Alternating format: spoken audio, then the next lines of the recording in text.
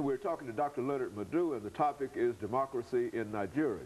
And of course, Dr. LMadu, some of the things that you have revealed in here are almost extraordinary, and we want to give you an opportunity to talk about some of the solutions to some of these problems, because if everybody is stealing and getting as much as they possibly can, then there seems to be no viable solution. I think you've already mentioned the fact of what the State Department might be able to do, but let's talk at it from that angle. Mm-hmm. B, everybody has to declare their assets before you get elected. Mm-hmm. And when you are elected, you have to declare assets at least every year.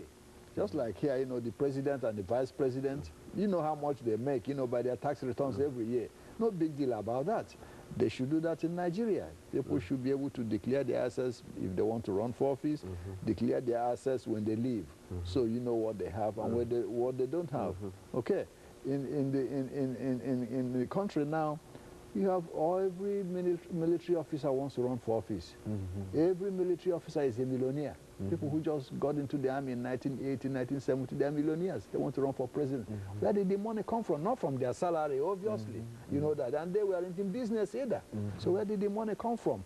That's what we've told Mr. Obasanjo, you know, since he's trying, have all former military officers who served in political offices in the country, declare their assets so that people can know where these millions they are spending comes from. You cannot have ex-military officers building, you know, buying airlines, buying shipping, buying shipping lines, all this, buying shipping lines, building universities. These are former military officers who earn nothing, having all this. Where is the money coming from? You see, those things have to be done. We give Mr. Obasanjo credit for having the courage to, you know, start at least moving toward democracy. Moving, you know, moving towards this things forcefully. But he has to do more. That to have the confidence of the people.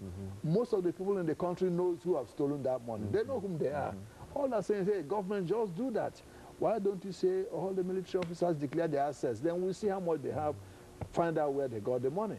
And 9 chances out of 10, most of it is stolen, you see. Well, if you were to require that, but it seems to me that, you know, there's so much dishonesty going on that many people certainly wouldn't declare all of their resources and et cetera, so they would come up with almost any kind of figure to indicate that they don't have anything, wouldn't they? I mean, it would be difficult to track them down, even though, you know that they've got, I mean, it seems to me that if they had to do that they wouldn't be honest in reference to doing it. Yep, so, yeah, absolutely. Some of them might try that. But let me give you an example. If somebody was a lieutenant colonel in the army for a few years, then when he retired, he has a mansion of $2 million. Fine. He can let me explain how he came about $2 million in a few years as a lieutenant colonel. You know what their salary is. That's not even enough to build a good house. How much more having a mansion of $2 million? And most of them live in houses like that. Where did that money come from? We start from there. Then you can a good prosecutor and investigator can start getting into other things.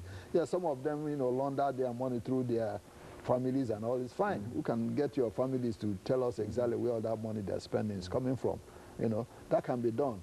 I think one of the effective ways to restructure the tax system. Right now, the government doesn't know who is paying taxes and who is not paying, to be frank with you. They know the civil servants pay taxes because it's taken directly from their salary. It's taken directly from their salary. But the average Joe Blow who is making $10 million a year, nobody can tell you how much taxes they pay. And so the tax structure has to be completely revamped and restructured so that the government will know who is in business and who is not in business. You know, to know exactly, have you paid, you know, your tax on this sum you made this year? Right now, the government cannot tell you that, you see. So that's very important for the government.